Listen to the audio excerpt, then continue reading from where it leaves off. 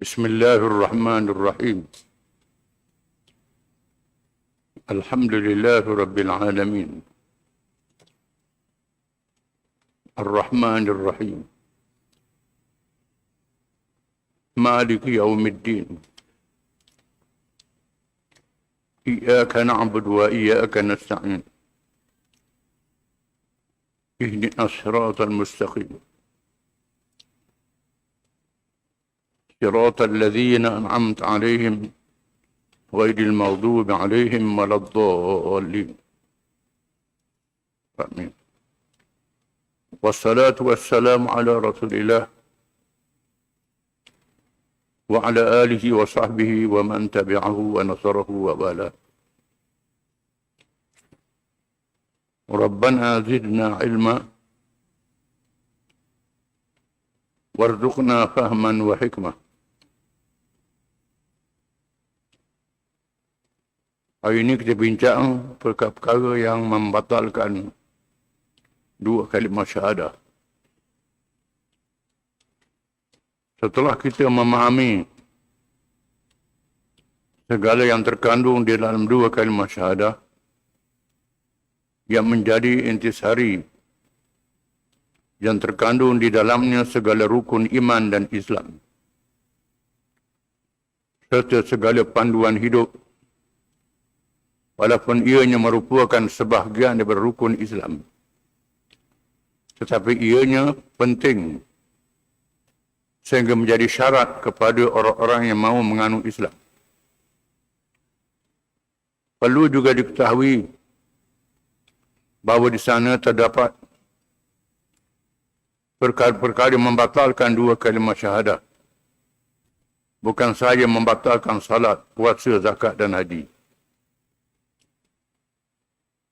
Banyak kalangan kita hanya belajar sungguh-sungguh perkara yang membatalkan sembahyang, puasa, zakat dan haji.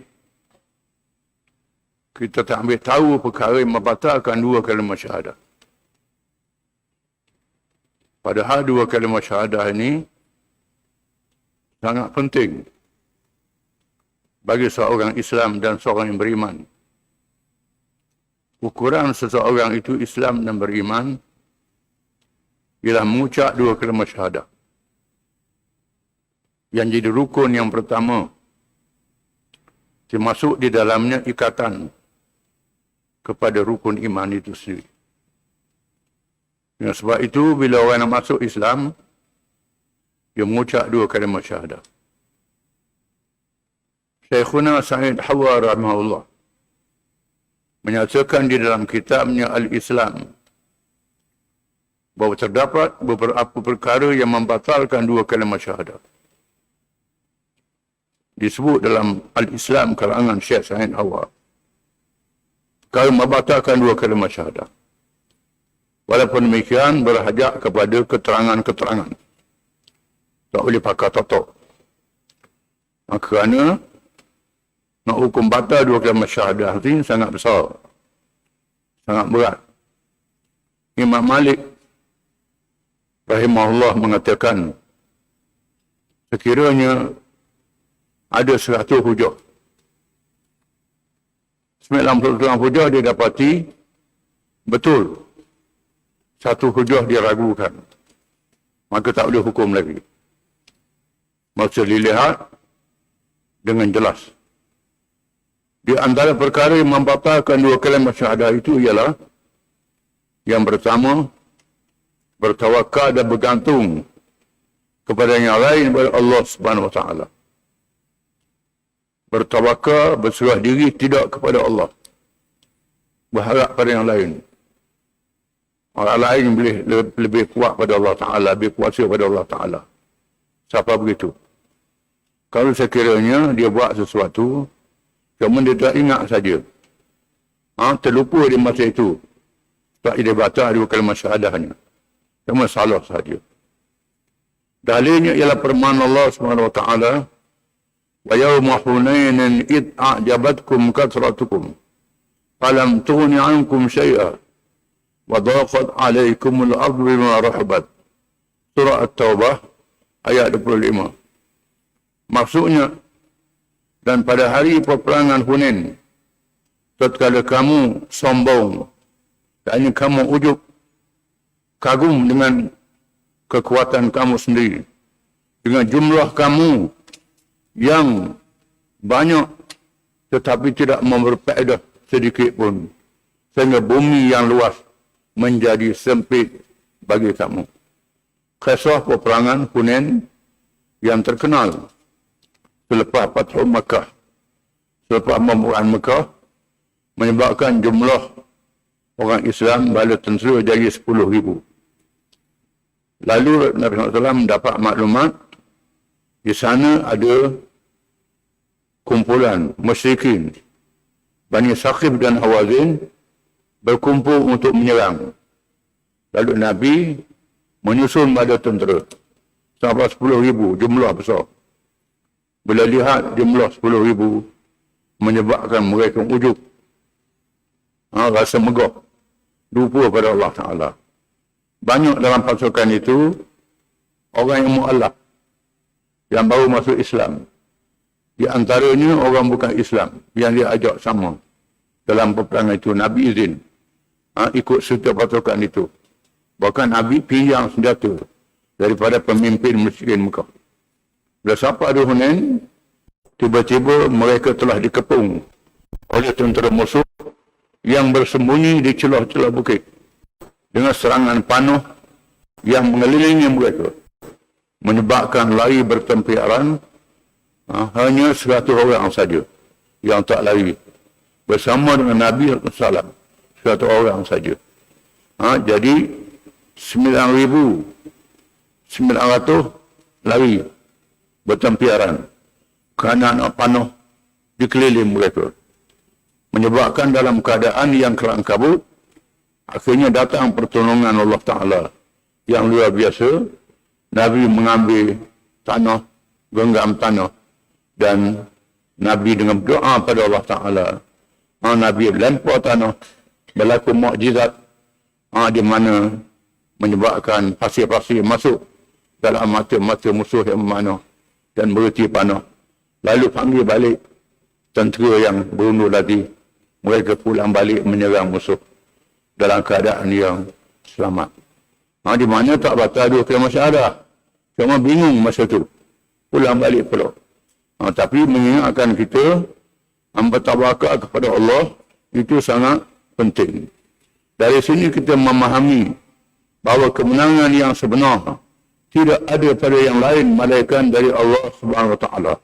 Tawakal itu bukan makna meninggalkan kerja dan usaha, kerana bekerja dan berusaha adalah disuruh oleh Allah Subhanahu Wa Taala. Allah Subhanahu Wa Taala memerintah kita supaya berusaha menyediakan alat peperangan dan mengadakan persediaan. Di samping itu kita diperintah supaya beriktikad kepada Allah Subhanahu Wa Taala. Kita juga disuruh mengobati penyakit dan beriman bahawa Allah yang menyembuhkan penyakit. Kita dimestikan mencari sebab, melakukannya sekaligus dengan bertawakal, berserah, dan tidak berusaha dengan tidak bertakwa kepada Allah Subhanahu Wa Taala adalah sebahagian juga orang yang bertawakal dengan tidak berusaha adalah juga salah. Kita kena faham. Tuhan sebut dalam Quran, وَعِدُّوا لَهُمْ مَسْتَطَعْتُمْ مِنْ قُوَّةٍ وَمِنْ رِبَاطِ الْخَيْلِ تُرْهِبُونَ بِهِ عَدُوَّ اللَّهِ وَعَدُوَّكُمْ. Dan bersedialah kamu sekadar kemampuan kamu dengan kekuasaan daripada pasukan pemanah, penembak, roket, macam-macam, dan pasukan berkuda, pasukan perkenderaan untuk menghadapi musuh-musuh Allah dan musuh-musuh kamu. Allah Ta'ala suruh kita bersedia. Orang Islam mesti bersedia. Bersedia mastata'tum, sekadar kemampuan kamu. Kemampuan kamu banyak mana? Jangan sembunyi. Jangan susu. Kalau sembunyi susu, Allah Ta'ala tahu. Jangan menipu kemampuan kamu. Beli senjata rasuah. Beli senjata tipu. Ini salah. Tak boleh. Mesti mastata'tum, sekadar kemampuan kamu dengan ikhlas. Ikut kemampuan kamu dengan ikhlas sungguh-sungguh kerana Allah Ta'ala. Lepas tu bertawakal pada Allah. Walaupun musuh lebih ramai, Walaupun senjata musuh lebih lengkap. Kalau bertawakal pada Allah Ta'ala, sungguh-sungguh Allah Ta'ala tolong. Banyak berlaku dalam sejarah Islam. Contohnya perang Badar yang berlaku pada Ramadan. Jumlah orang Islam 313 orang. Tak lengkap bersenjata. Kuda 2 ekor saja. Panah sikit saja. Senjata tak cukup. Tak besi tak ada. Ada pun bala tentera musuh musyrikin. Jumlahnya 1000. Yang lengkap senjata. Pasukan kuda yang banyak. Pasukan pemanah. Baju rantai. Baju besi. Baju rantai, baju untuk tahan daripada senjata pakai di tubuh. Dan baju besi. Lengkap bersedia. Orang Islam tak bersedia. Tetapi mereka bertawakal kepada Allah. Di mana Nabi berdoa, Allahumma in tahlik hadhihi al-isabatu la tu'bad. Ya Allah, ya Tuhanku, kalau binasalah pasukan yang kecil ini, tak ada lagi orang beribadat kepadamu. Itu doa Nabi pada hari perang Badar. Kalau tak ada, kalau kalah pasukan yang sedikit ini, tak ada lagi orang sembahmu, orang beribadat pun wahai Tuhan. Itu doa Nabi. Abu Jahal berdoa, Allahumma aqta'ul anir rahim wa atana bima la yu'raf fa'ilmuhu ghadah.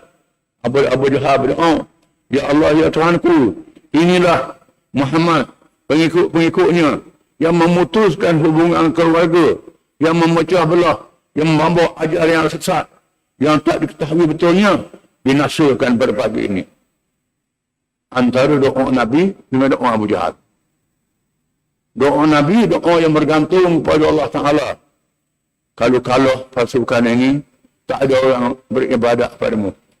Nabi tak sebut, kalau pasukan ini, maka Madinah akan dijajah. Anak isteri akan ditawan. Harta akan dirampas. Kehidupan kami akan disekat. Nabi tak sebut begitu. Nabi sebut, tak ada lagi orang sembahmu, wahai Tuhan. Beribadat padamu. Orang ikut Islam. Kalau ikut Islam, semuanya selamat. Anak isteri selamat. Negara selamat. Harta selamat. Habis selamat. Kalau tak ikut Islam, nak selamat benda lain. Bukan kerana Allah Ta'ala. Doa Nabi, la tu'bad, engkau tak disembah lagi, wahai Tuhan. Doa Abu Jahal, ini puak-puak pecah belah ni. Merosakkan hubungan keluarga. Bawa ajaran sesat. Maka Tuhan terima doa Nabi. Di mana kaum musyrikin dikalahkan dalam perang Badar pada 17 hari bulan Ramadan yang kedua Hijrah. Peristiwa yang terkenal. Orang Islam 313 orang, orang kafir 1000. Itu dalam perang Badar. Termasuk dalam perang Ain Jalut antara tentera Islam dengan tentera Tatar yang jumlahnya besar, yang ganas, di mana Sultan Zahir, Sultan Al-Malik Zahir, Sultan Zahir membawa slogan, wa Islamah, selamatkan Islam. Selamatkan Islam. Dengan slogan, selamatkan Islam. Tentera Islam bertempur. Dan Sultan Zahir sendiri, kuda dia kena panah. Jalan kaki. Lalu tentera dia beri kuda. Tak mahu nak jalan kaki. Hampir ada mati di medan perang. Bila tengok radiasi berperang dengan gagah berani berjalan kaki. Maka pada tentera pun semangat. Tentera Tatar yang besar jumlahnya dapat dikalahkan dalam perang pada bulan Ramadan. Dan kaum Tatar yang ganas, yang sesat, yang pada agama tak tahu apa, lepas tu masuk Islam. Masuk Islam. Tak berlaku dalam sejarah dunia penjajah masuk Islam. Biasanya rakyat akan ikut penjajah. Terpengaruh dengan penjajah. Bila penjajah mari, cakap pun bahasa penjajah, pakaian pun ikut penjajah, perangai pun ikut penjajah. Terpengaruh dengan penjajah. Tapi dalam sejarah Islam, masa orang Islam kuat berperang dengan Islam, penjajah masuk Islam. Ini berlaku. Maka hebatan Islam itu ada. Banyak. Dalam perang tahun 73, antara Mesir dengan Israel, lawan Israel pada bulan Ramadan juga. Bertawakal pada Allah Ta'ala. Kalah Israel dalam perang 73. Bila bertawakal pada Allah Ta'ala. Bila tak tawakal pada Allah Ta'ala, Tuhan biarkan. Tuhan tak tahu, Tuhan lock saja. Begitulah. Dalam perkara yang lain, kena ada usaha, kena ada ikhtiar, baru bertawakal pada Allah Ta'ala. Kalau sakit, kena berubat. Kalau ada wabak, kena pakai pencegah wabak itu. Bila berlaku ta'un, Nabi kata jangan masuk negeri yang ada ta'un. Orang yang duduk dalam jangan keluar kuarantin. Nabi sebut dalam hadis. Lepas tu baru bertawakal kepada Allah Ta'ala. Ini dok tawakal surah ke Tuhan Allah, nak hidup, nak mati ke. Tak mau berubat. Tak mau makan ubat. Tak mau ada pencegah. Ini salah. Tak betul. Ada seorang badui datang ke masjid Madinah. Zaman Nabi. Bawa unta, naik unta. Bawa unta, tak mau tambah unta dia suruh ke Allah Ta'ala. Tawakal, suruh ke Tuhan lah unta ni. Masuk dalam sejid. Baru unta buat lari jalan rata masuk kebun orang. Tubik-tubik tengok unta tak ada. Mana tak ada? Masuk kebun orang, makan kebun orang. Tak tambah ke? Suruh ke Allah Ta'ala ke? Suruh Allah Ta'ala jaga unta dia pula. Ni bodoh. Masuk orang tak mau berubat ni. Tak mau ni. Itu tawakal yang salah. Mesti usaha dan ikhtiar. Kalau dah usaha dan ikhtiar, Tuhan jadi ambil kita pula. Bukan kita jadi ambil Tuhan. Tuhan sediakan obat. Tuhan sediakan tu. Tuhan beri akal kepada kita. Kena mikir. Jadi usaha dan ikhtiar kena ada. Lepas tu bertawakal kepada Allah Ta'ala. Tuhan suruh bermusyawarah. وَشَاوِرُهُمْ فِي الْأَمْرِ فَإِذَا عَزَمْتَ فَتَوَكَّلْ عَلَى اللَّهِ. Wahai Muhammad, bermesyuarat dengan sahabat-sahabatmu. Nak buat satu keputusan, bermesyuarat. Lepas buat keputusan, kamu tengok hujah mana kuat. Pendapat mana kuat.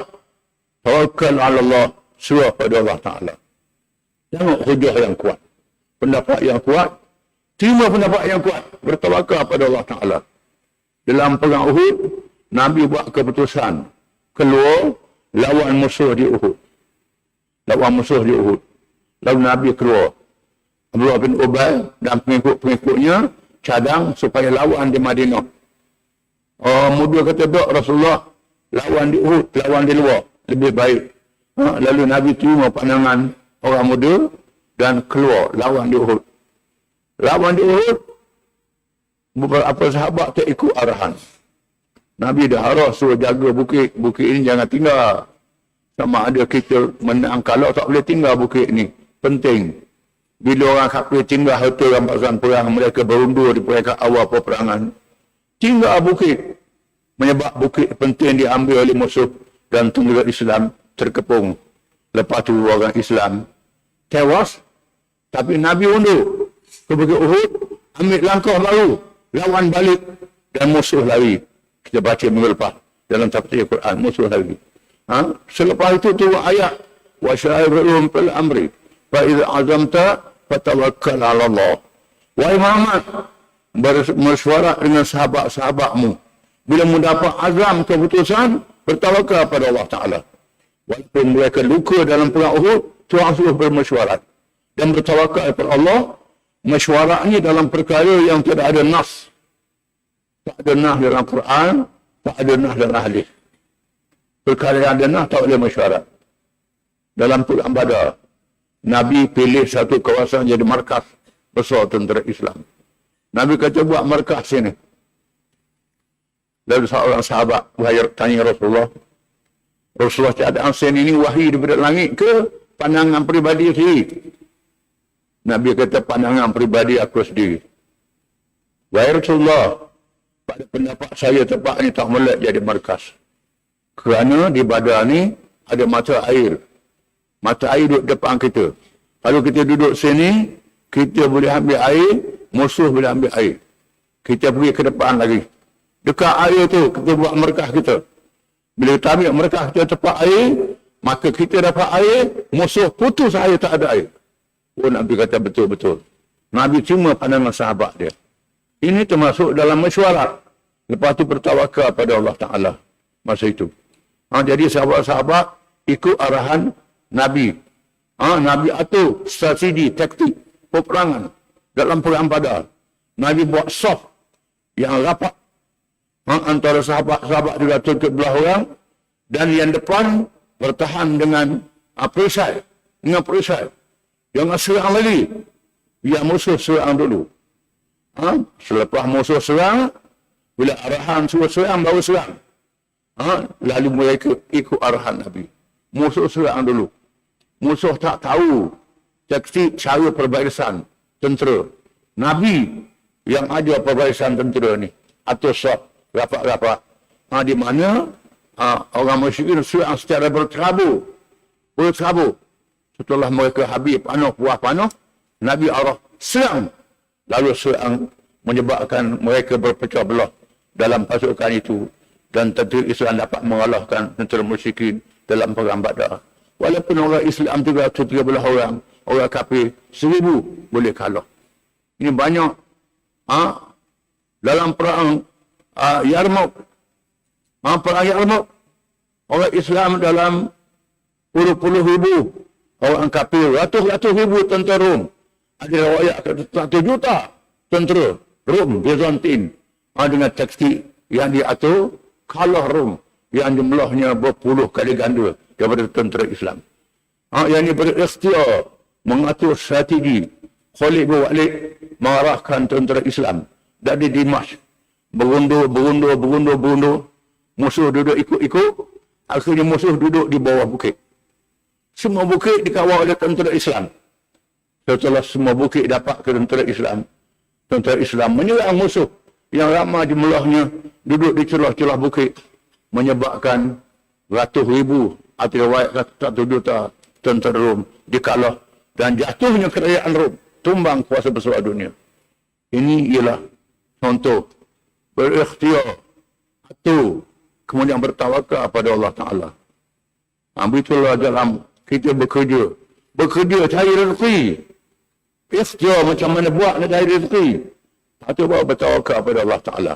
Jangan duduk congok saja. Duduk minta sedekah.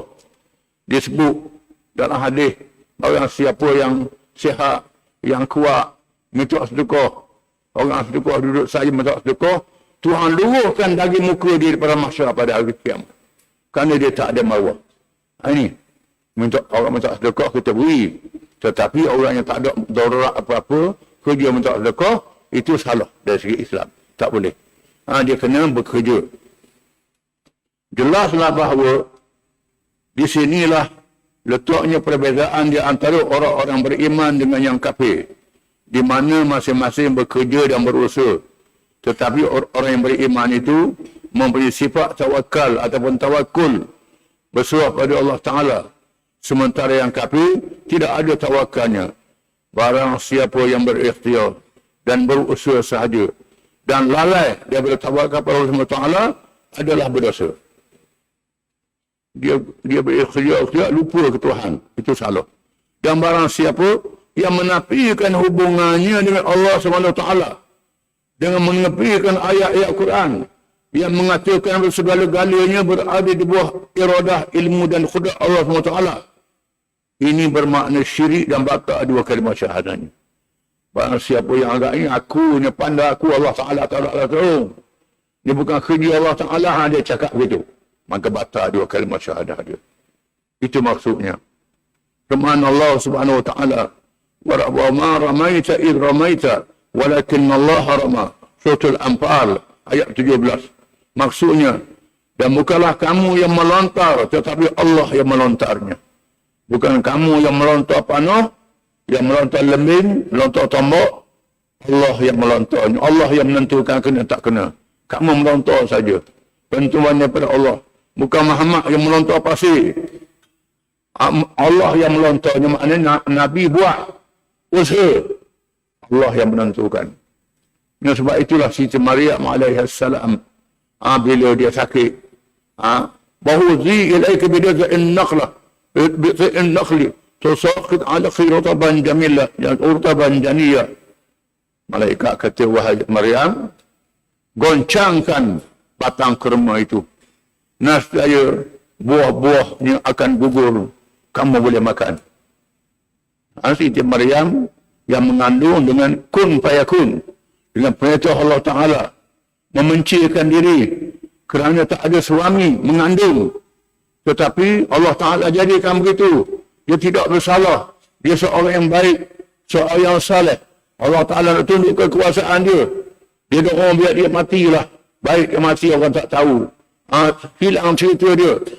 Allah Ta'ala kata tidak. Allah Ta'ala nak jadikan dalil kekuasaan Allah Ta'ala. Masa dia sakit, nak beranak. Duduk dekat pohon kurma. Tuhan kata, kocok. Tepukkan batang kurma itu. Ada usaha. Bukan ada dulu sendiri. Dia menunjukkan bahawa kena ada usaha. Padahal, tepuk dengan tangan. Orang puang pula dah urut. Takkanlah gocang. Siapa luruh buah kurma. Tetapi Allah Ta'ala suruh bekerja. Kena ada kerja dia. Ada usaha. Itu maknanya. Itu dalam Quran. Terang. Jadi buah kurma ni, dia buah masa panas. Jadi orang Kristian sambut air Krismas bulan 12.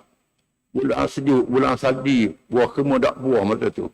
Dia sambut tu tak kena dengan tarikh Nabi Isa zahir. Itu cerita dia lah. Cerita lain. Quran mengatakan, Nabi Isa dilahirkan, masa buah kurma sedang nak masuk. Berlaku di musim panas. Itu berlaku di Palestin. Dia bukan berlaku di England. Nabi Isa ni lahir di Palestin. Firman Allah Ta'ala, wa man nasru illa min indillah. Surah Al-Anfal ayat 10. Maksudnya, dan tidak ada pertolongan malaikat dari sisi Allah. Kemenangan terambil daripada Allah Ta'ala. Bukan sebab kita. Kita kena usaha, kena ikhtiar, kena derma, kena bagi sorangan, kena bagi harta. Dalam perang Tabuk, nak lawan Rom, Nabi suruh sahabat-sahabat derma. Maka sahabat-sahabat berderma. Orang kaya derma dengan sebanyak-banyaknya. Sayyidina Uthman, Amr bin Auf, Abu Bakar yang ada harta, sumbang harta dia. Abu Bakar beri habis harta, Umar beri separuh harta. Kemudian ada orang beri seraut buah kurma saja. Itu yang ada pada dia. Derma. Lalu dengan sumbangan itu, orang munafik tak derma. Orang munafik kata, seraut buah kurma nak lawan Rom. Jadi apa? Buat main-main. Setelah siap di rumah musim panas, mereka pergi ke Tabuk, orang Rom lari. Tak lawan, tak perang pun. Apabila kebenaran Arab masuk Islam. Berlaku dengan pertolongan Allah Ta'ala. Usaha kena ada.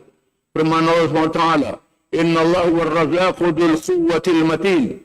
Maksudnya sesungguhnya Allah ialah pemberi rezeki yang mempunyai kekuatan yang sangat teguh. Tuhan beri rezeki kepada hamba-hambanya. Firman Allah Ta'ala, Alam tara anna Allah anzala minas sama'i ma'a. Surah Az-Zumar ayat 21. Maksudnya, tidakkah kamu melihat bahawa Allah menurunkan air hujan dari langit? Allah turunkan air hujan dari langit. Menyebabkan pohon kayu, pohon buah-buahan tumbuh mengeluarkan bunga buah dia. Pohon sayur mengeluarkan daun dia dan sebagainya menjadi makanan. Mestilah beriman dengan adanya sebab dijadikan oleh Allah SWT di dalam alam ini. Dan mestilah juga beriman bahawa Allah SWT itu menjadikan segala-galanya. Kita percaya semuanya dijadikan oleh Allah. Dan ada sebab-sebab dia. Kita kena buat sebab-sebab itu. Kita kena ukhtir. Kerana Tuhan jadikan manusia ni ada akal dan ada tenaga. Firman Allah Subhanahu wa Ta'ala, Allahu khaliqu kulli syai', surah Az-Zumar ayat 62. Maksudnya Allah menjadikan tiap-tiap sesuatu. Maka sesiapa yang mengingkari sebab-sebab dan meniadakannya, maka dia kufur. Dan sesiapa yang menjadikan sebab-sebab itu memberi berkah, maka dia syirik. Orang yang menafikan sebab-sebabnya, tak perlu ikhtiar, pakai doa kepada Allah Ta'ala, orang ini kufur. Kufur. Bila dia kufur nikmat, bila dia kufur akhirat. Maka kalau kufur akhirat, habis Islam dia. Kalau kufur nikmat, berdosa saja. Kalau sekiranya Dia percaya bahawa kerja dia, sesiapa yang menjadikan sebab-sebab itu memberi berkah, maka dia syirik. Dia anggap dengan sebab dia kerja lah boleh. Bukan sebab Allah Ta'ala. Itu jadi syirik. Dengan sebab itu, Imam Malik kata, ma'an tasawwafa bi ghairi tafaqquhin faqad tazannaqa. Wa man tafaqqaha bi ghairi tasawwufin faqad wa man tasawwafa bi ghairi tafaqquhin faqad tazannaqa.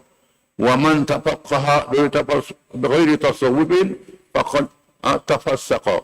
Barang siapa yang bertasawuf dengan tidak ada fiqh, tak faham dalam bab agama, jadi kafir zandik.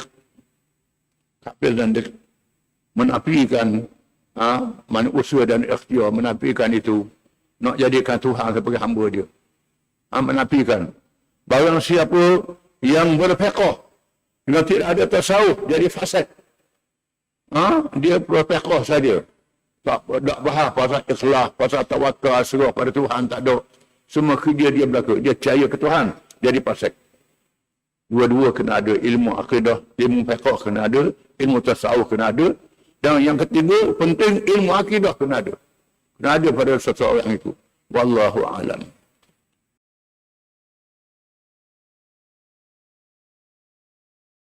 Bismillahirrahmanirrahim.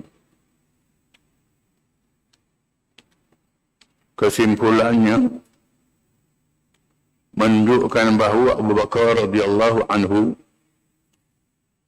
memenuhi ciri-ciri yang disebab-sebab sifat-sifat dan syarat-syarat yang penting bagi melayakkan dirinya menjadi khalifah selepas Rasulullah sallallahu alaihi wasallam.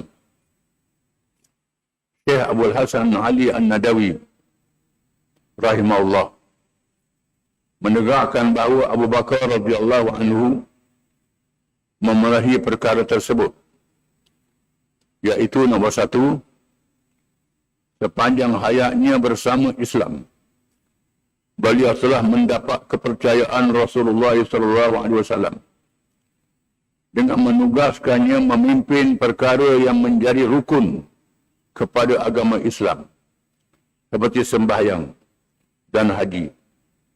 Selain itu, beliau turut menemani baginda ketika menghadapi keadaan yang paling mencabar dan bahaya seperti ketika perjalanan hijrah, peperangan Badar, Uhud dan Hunain.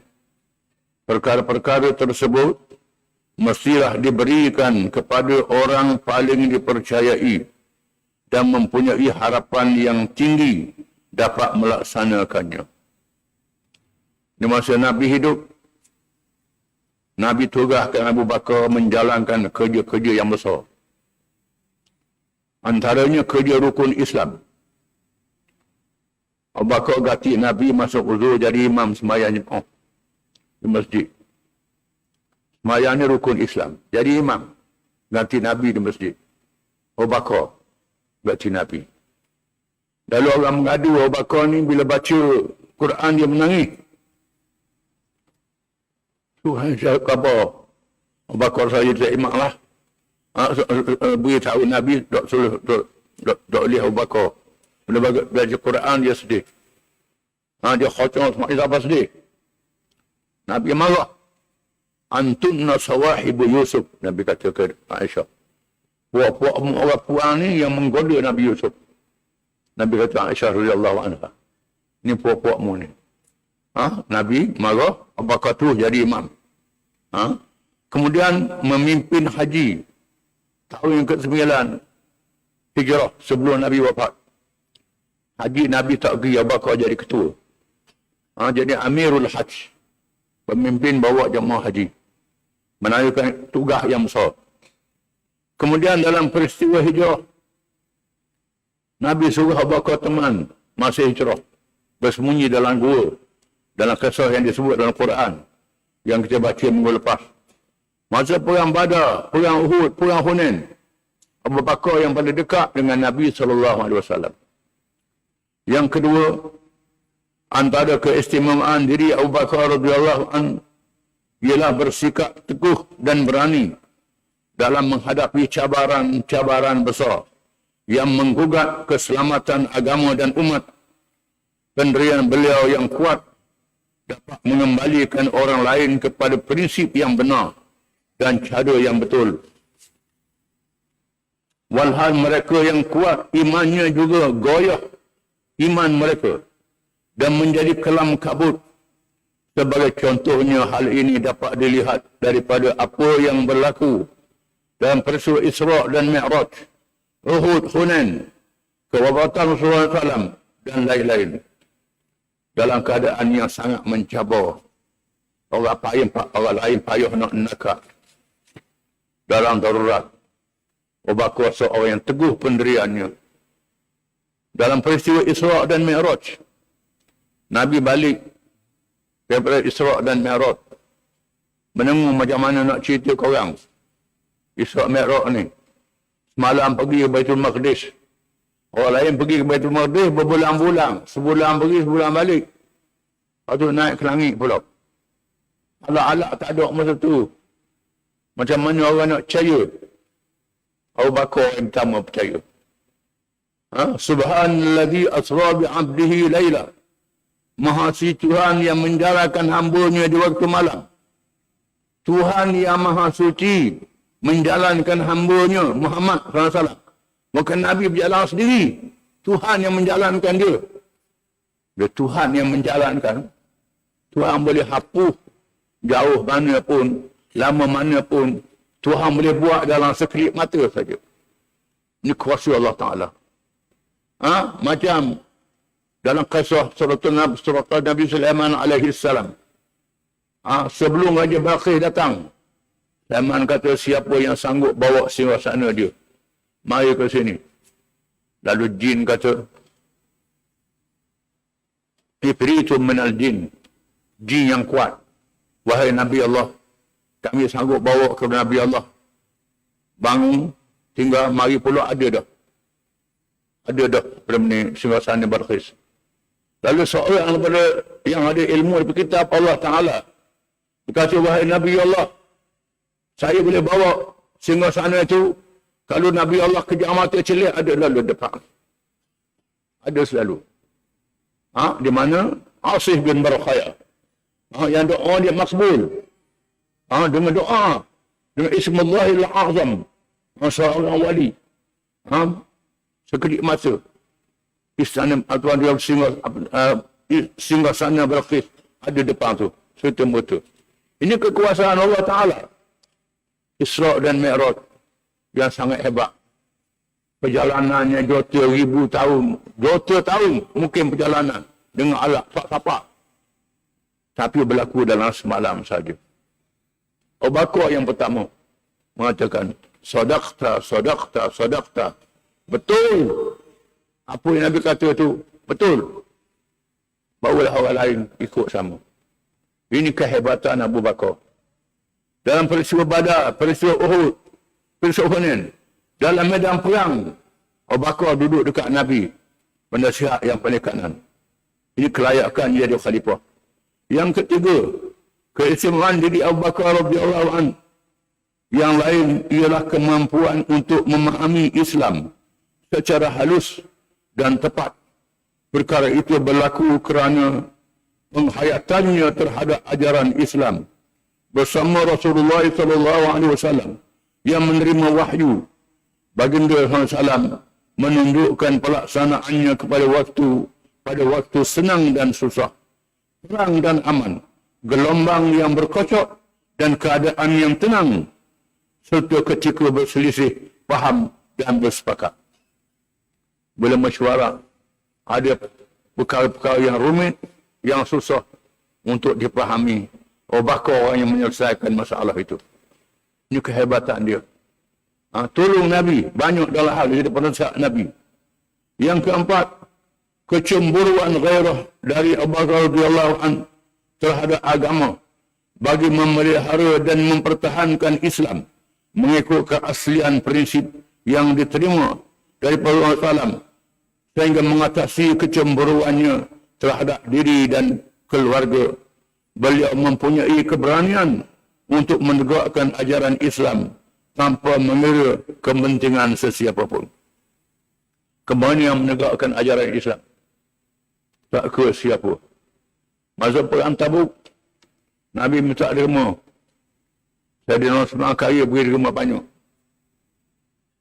Abu Bakar beri habis harta dia. Beri habis. Orang lain kerja semula. Saidina Umar beri separuh. Ini kesungguhan dia dalam menegakkan Islam. Bila Nabi wafat, diperintah memerangi orang murtad. Serang orang murtad. Satu pasukan tentera Islam nak pergi serang. Satu puak yang mengatakan zakat tak wajib. Zakat tak wajib. Tapi semayang lagi. Semayang lagi, puasa lagi. Zakat tak wajib. Benda yang Tuhan kata wajib, kata tak wajib. Bila nak serang waktu subuh, dengar bang subuh. Sayu dengar bang subuh. Macam mana nak serang ni bang subuh ni? Orang semayang subuh. Mereka keliru balik. Jumpa macam mana kami nak serang balik balik. Nak serang orang nak semayang subuh bang. Ni Islam lagi lah. Ni jumpa Saidina Umar. Saidina Umar pun tak boleh nak faham. Bawa ke Abu Bakar. Bawa kata muda erti ke? Bila dia kata zakat tak wajib, bermakna dia membatalkan rukun Islam. Demi Allah, sekiranya dia membatalkan apa yang diwajibkan oleh Rasulullah, walaupun seharga tali unta, nasihat aku serang dia, berserang mereka, kata Abu Bakar.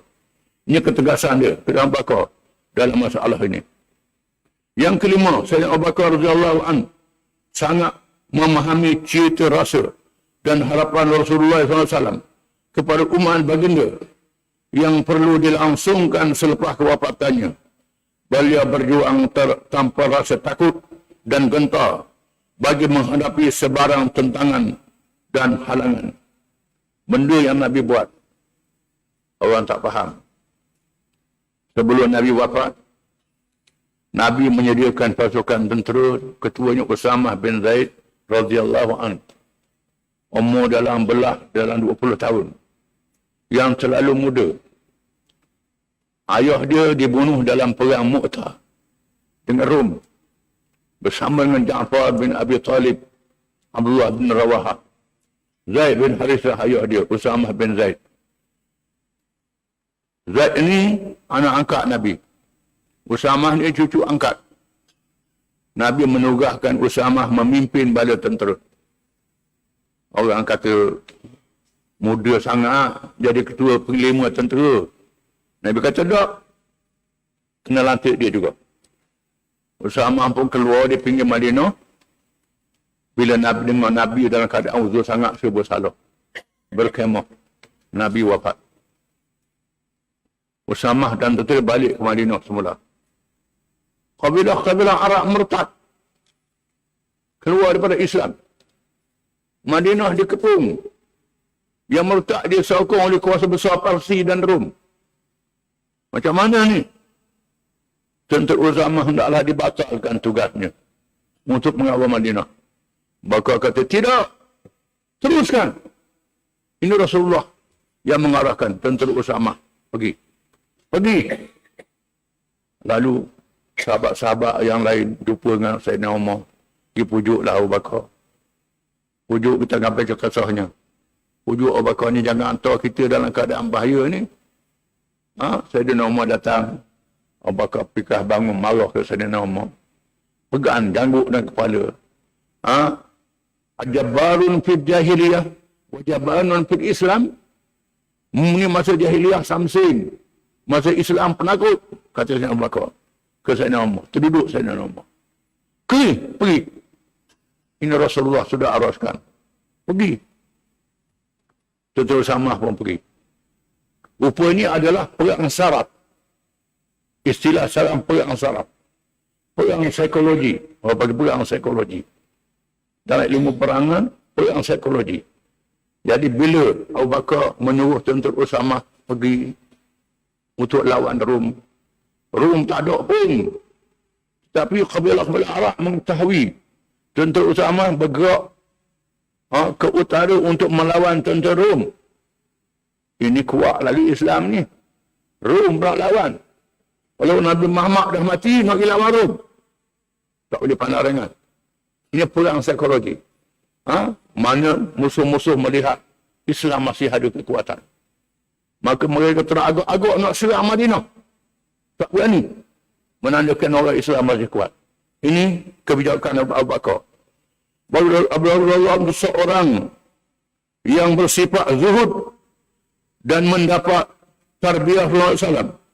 Terbukti dengan istiqamah sewaktu memerintah negara mencapai kemenangan yang memberikan kedudukan tinggi dan harta yang melimpah ruah.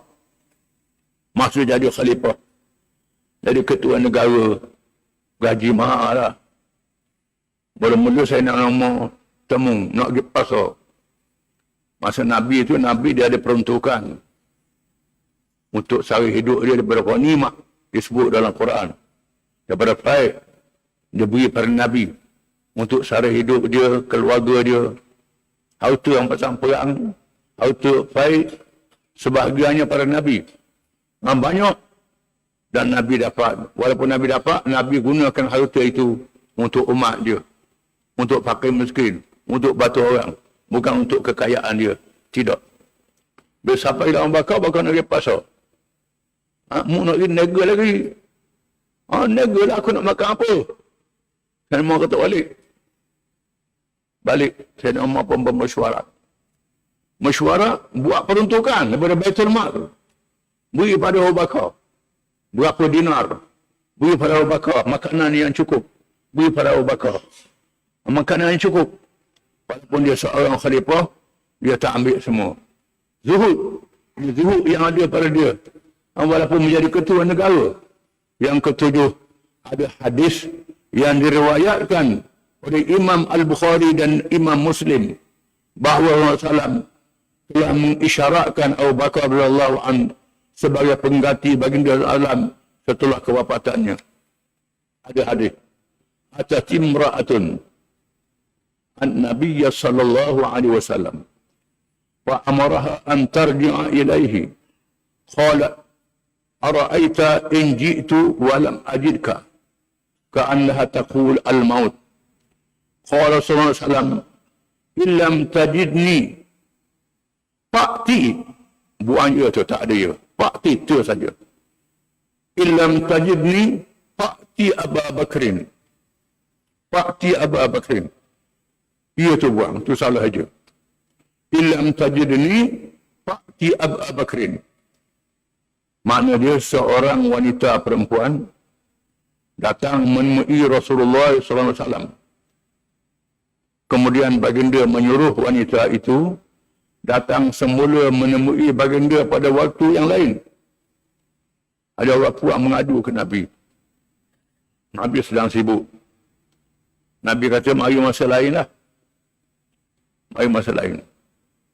Lalu wanita itu bertanya, bagaimana menurutmu sekiranya aku datang nanti kamu tiada? Kalau saya mari, Nabi tiada, wafat. Nabi mati. Orang puak tu kata. Mungkin dia duduk jauh. Macam mana kalau saya mari Rasulullah wafat, mati? Orang puang, badui pula, dia tak kira tanya bertotok begitu. Kalau saya mari Rasulullah mati, baginda salam bersabda, sekiranya nanti kamu tidak menemuiku, maka temuilah Abu Bakar. Kalau aku tak ada, mau jumpa dengan Abu Bakar. Nabi kata orang puak ni, ini isyarat bahawa yang ganti dia Abu Bakar radhiyallahu anhu. Hadis ni riwayat Bukhari dan Muslim. Wallahu a'lam.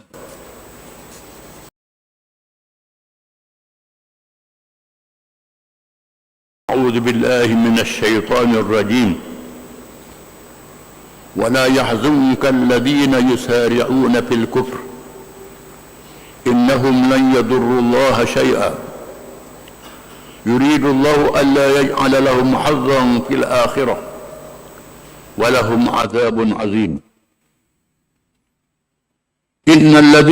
إن الذين اشتروا الكفر بالإيمان لن يضروا الله شيئا ولهم عذاب أليم ولا يحسبن الذين كفروا أنما نملي لهم خير لأنفسهم إنما نملي لهم ليزدادوا إثما ولهم عذاب مهين.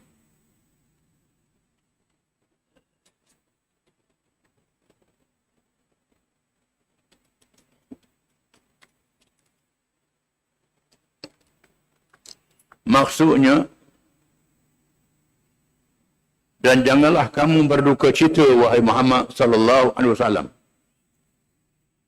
disebabkan orang-orang yang segera tercebur ke dalam kekufuran. Kerana sesungguhnya mereka tidak sekali-kali akan dapat mendatangkan mudarat kepada Allah sedikit pun. Allah menetapkan tidak memberikan kepada mereka balasan baik syurga pada hari akhirat kelak. Dan mereka pula beroleh azab seksa yang amat besar. Sesungguhnya orang-orang yang memilih kufur dengan meninggalkan iman, tidak sekali-kali mereka akan dapat mendatangkan mudarat pada Allah sedikit pun.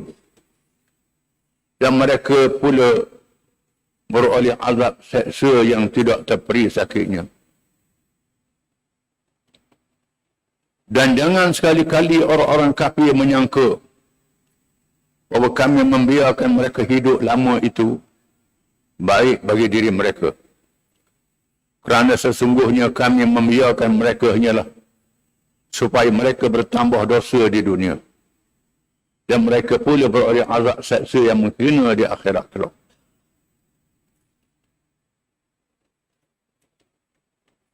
Ayat ini diturunkan untuk menghiburkan Nabi SAW dan orang-orang yang berdakwah,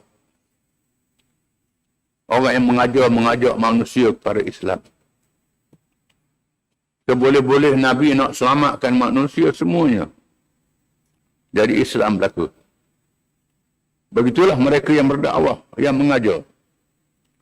Kalau boleh nak suruh ikut Islam belaka. Tetapi hidayah ini terserah pada Allah Ta'ala untuk diberi kepada mereka yang layak. Orang yang tak layak tak dapat hidayah, tak masuk Islam. Kerana sifat buruk yang ada pada dia. Macam Iblis. Iblis ni bukan mak yang alim. Tengok dah syurga neraka Iblis ni. Bercakap dengan Allah Ta'ala pula tu. Boleh bercakap dengan Allah Ta'ala. Berdialog dengan Allah Ta'ala. Iblis. Dialog dia dengan Tuhan. Lawan boleh bercakap. Tuhan kata begini, dia kata begini. Siapa begitu? Iblis ni. Tapi, Tuhan suruh sujud, keadaan tak mau sujud. Tak ikut perintah. Aba wastakbara. Enggan dan sombong. Kerana sifat enggan, sifat sombong yang ada pada diri dia.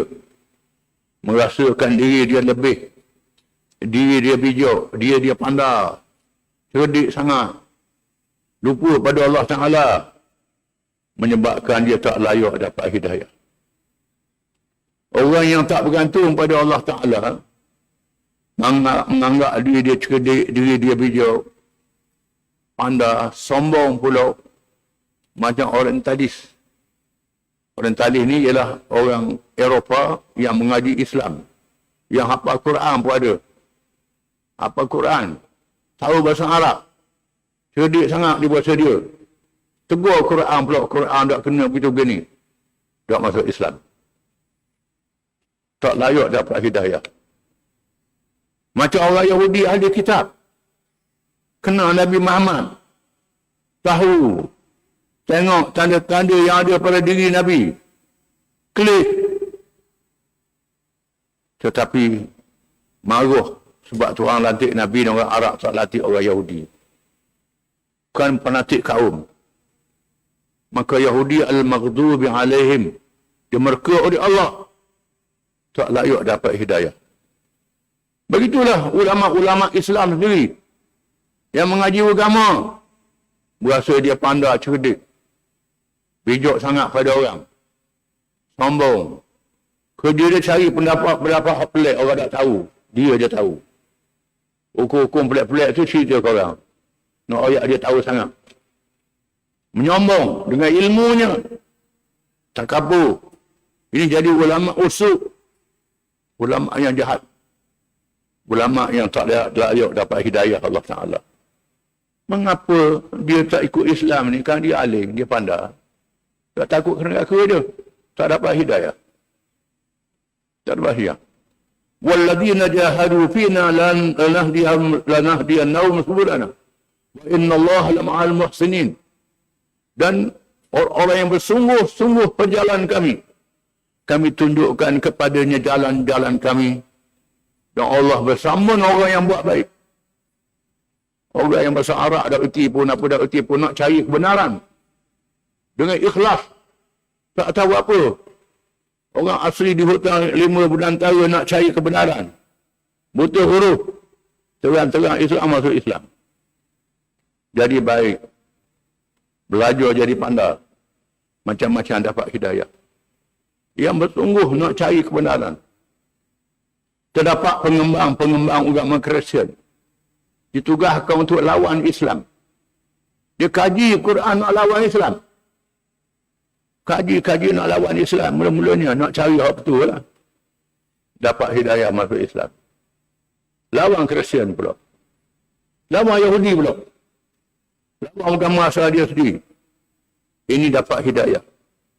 Jadi wahai Muhammad, jangan sedih orang tak masuk Islam. Mereka tak beri mudarat sedikit pun kepada Allah. Allah Ta'ala nak jadikan bagi mereka bahagian di akhirat, mereka masuk dalam azab yang pedih. Tak ada mudarat pada Allah Ta'ala kalau orang itu kafir. Nabi Musa kata kepada Israel, in takfuru antum mamang fil ardi jami'an fa inna Allah ghaniyyun hamid. Wahai Bani Israel, kalau kamu tak mau ikut aku menjadi kafir, dan semua penduduk bumi jadi kafir habis, Allah Ta'ala maha kaya lagi maha terpuji. Disebut dalam hadis kursi, kalau sekiranya seluruh manusia sejak Adam sehingga hari kiamat, sesungguh jin sejak awal sehingga hari kiamat, minta dengan Allah Ta'ala sesuatu, Allah Ta'ala beri pada semua. Nasaya tidak kurang pada Allah Ta'ala macam celuk jarum dalam lautan yang luas. Kalau sekiranya seluruh manusia sejak Adam sehingga hari kiamat, seluruh jin sejak awal yang akhir sekali, lawan Tuhan belaka, tak mengurangkan kerajaan Allah Ta'ala sedikit pun. Kerana Allah itu maha berkuasa, maha kaya. Ya Tuhan situlah juga yang boleh sakitnya, yang kafir tak masuk Islam itu. Wahai Muhammad, jangan sedih orang tak masuk Islam. Nabi Nuh alaihi salam berdakwah selama 950 tahun. 80 orang je ikut. Kalau tani pilihan raya dah balik deposit. 80 orang je ikut. Tak jadi apa. Tak urut sangat. Nabi Nuh sabar 950 tahun. Bila tiba masanya Allah Ta'ala tenggelamkan mereka yang kafir. Selamatkan Nabi Nuh dan pengikut-pengikutnya. Jangan sedih wahai Muhammad. Innal ladzina ishtarawul kufra bil iman lan yadurra Allah syai'a wa lahum adzabun alim. Sesungguhnya orang-orang yang membeli kufur dengan iman, tukar kufur dengan iman kerana dunia, tukar Islam dengan yang tolak Islam kerana dunia, kerana duit, kerana pangkat, kerana kekayaan. Kerana itu, tukar, tak boleh terima Islam ni, kerana tak boleh duit. Ambil hak duit tu. Ambil hak senang. Hak ada senang. Kalau pakai Islam jadi susah. Tak ikut Islam jadi senang. Beli kekufuran dengan Islam. Beli yang lawan Islam. Tolak Islam. Kerana nak ke pangkat, nak ke harta benda. La yadurrullaha syai'a. Mereka tak beri merak pada Allah sedikit pun. Walahum azabun alim. Dan bagi mereka azab yang sangat pedih pada hari kiamat kelak. Tak apalah beri peluang pada dia. Senang lenang. Lepas mati jagalah. Lepas mati jaga. Kena sedar. Umur di atas dunia berapa tahun. Dalam kubur berapa tahun. Kita tengok orang mati-mati dah berapa tahun. Ada umur dia mati umur 70 dalam kubur 100 tahun, 400 tahun dah. Dalam kubur lama lagi. Lama lagi. Biar dia duduk main atas dunia ni. Wala yahsabanna alladhina kafaru annama numli lahum khairun li anfusihim. Innama numli lahum liyazdadu isma walahum adzabun muhin. Jangan menyangka oleh orang-orang yang kafir itu kami beri peluang kepada mereka sihat, kuat, gagah atas dunia ni. Membawa kebaikan kepada mereka. Lagi jahat, lagi payah mati. Bapa lagi sangat umur ni. Patut jahat-jahat ni mati derah. Kita nak gitulah. Kok jahat-jahat ni dia mati derah lah. Tak, Tuhan beri umur panjang. Tuhan beri sihat. Umur dia lagi. Tak jadi apa. Ayah tu. Macam mana ni?